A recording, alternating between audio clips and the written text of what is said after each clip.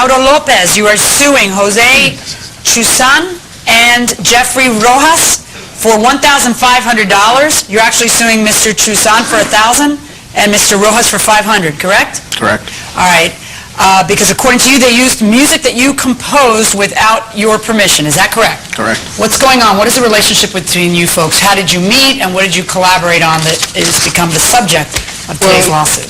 About 8 months ago, I met them through a mutual friend of mine, and at the time, I was just doing beats for a hobby. What does doing beats for a hobby mean? I mean, composing in music. How do you do it? What do you do it? You do it with a drum? No, with a MIDI keyboard. Okay, and so, and electronically you produce the beats? Electronically. All right, and then that is put to music that they have composed? No, what they did was just write the lyrics to the music that I've composed. That you composed? Correct. So you actually composed the melody, as it were? Right.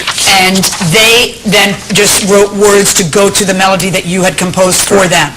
Correct. All right, so go ahead. At the time, I was just doing web designing, and at the same time, I was doing composing music. Okay. They were telling me like, oh, we want to do this group.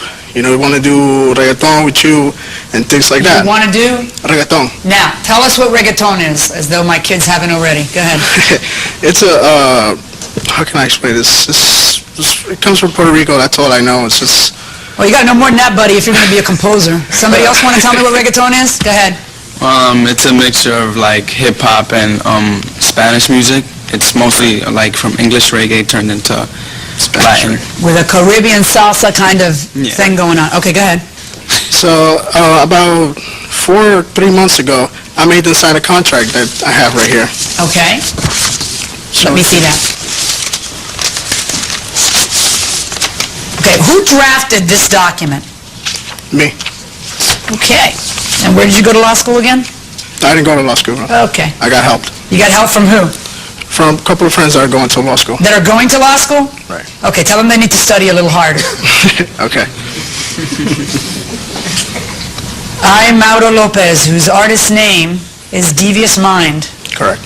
resident of the Bronx of age 22, state that the composed instrumental or beat should not be distributed by anyone other than my manager. Anyone else who does so should be penalized in the amount of $1,000 per second sampled of the song. The songs are copywritten and should not be touched.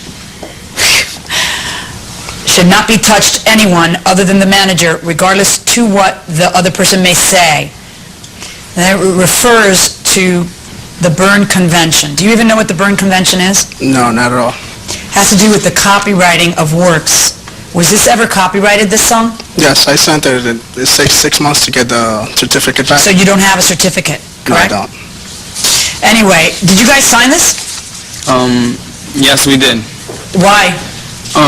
At the moment, he was like, it's either you sign this or that's it. How old are you?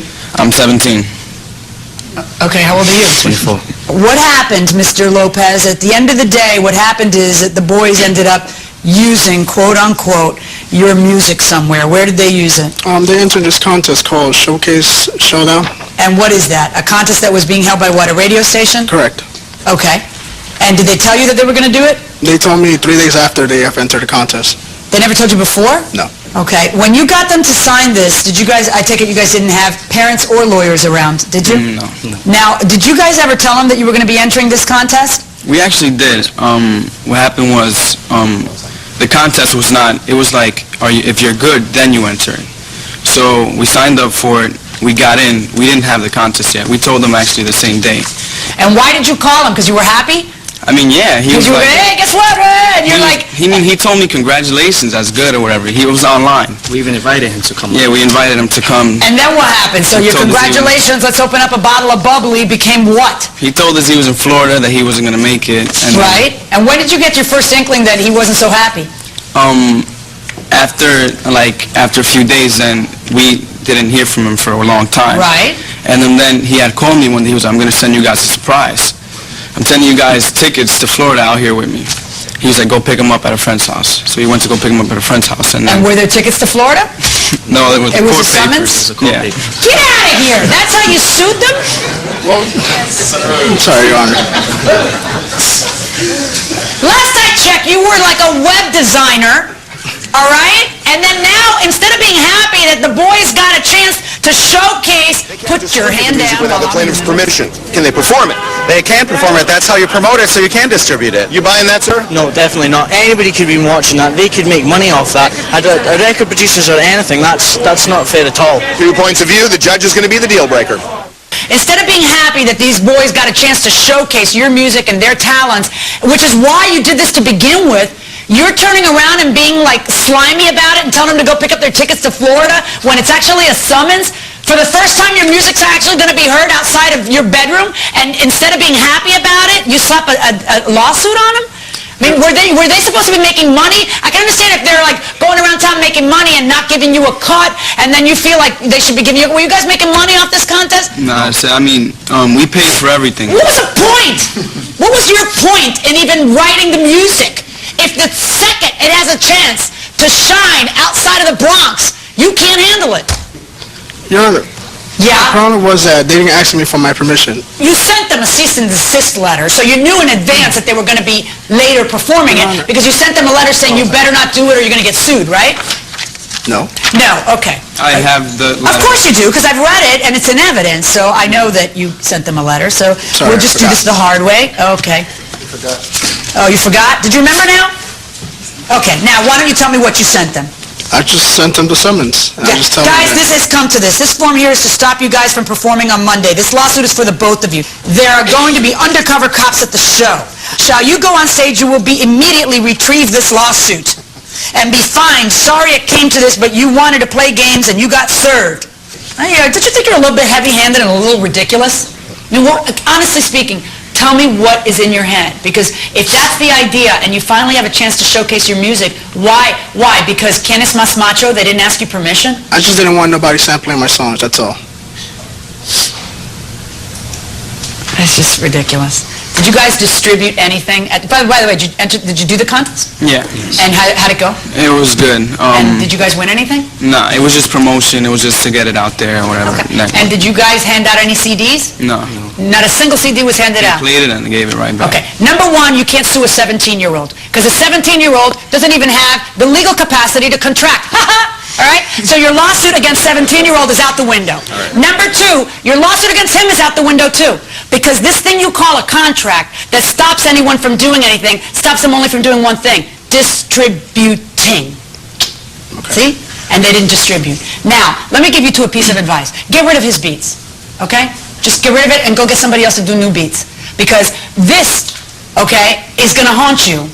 I don't even think this is enforceable anyway, but I don't think you want to get into that debate in a future time. Our lawsuit here is resolved. But as far as this is concerned, when you sit here and refer to a copyright law and the copyright hasn't even come in yet, it's debatable whether this is even enforceable yet, because you don't even have your copyright in yet. So it's debatable whether it's even enforceable, but just wash this right out of your hair. Go get somebody else's beats. I mean, are his beats that good? Is he the only beat maker in America? Verdict for the defendants.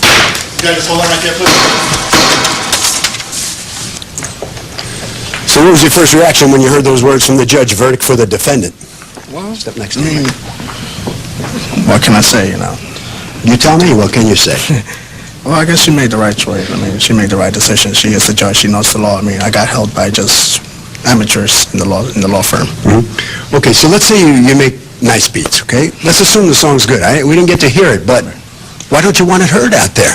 Well, the thing is, I don't want to be sampled. If I want to come out, I want to come out by my own, doing my own things. And so what do you do now? When do we hear it? What next? Right now, I'm just working with other people. Right now, I just want everything to come out at once. All right. All right, we'll be listening for you. Head right down that way. Guys, please. All right, come on in here. Judge bails you guys out. Rules in your favor. Here, step in a little bit closer to me. Come on in. Don't be afraid now.